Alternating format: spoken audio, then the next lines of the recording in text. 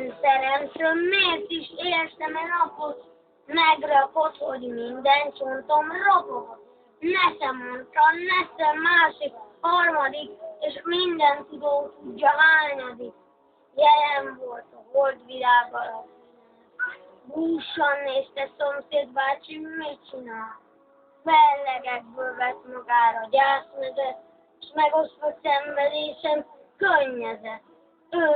Csak ő nem körülre egyedül. 3 a tánc mondott, s egyre hegedült.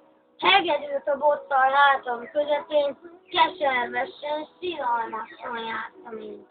De hiszen jól van, kieverem ne baj, s visszakapja még a kölcsönt, vissza majd. Tudjuk ányat vert az óra, tudjuk ám, ön is csak a tűzre rosszát, bácsikám. Ablakunkhoz esténként miért szompolyog? Vettem észre, hányadán van a dolog. Más szemében ül a szákán meglelik, s az övében a gerendát feledik.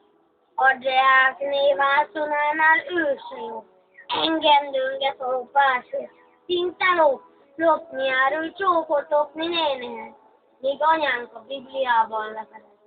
Tegye lábát ablakunkhoz ezután, fogadom, nem nézek által a sikán, megugratni, vagy anyánkat hívom át, vagy leöntöm tézs a vízzel a nyakát. Hát, apá, nagyon szuper vagy.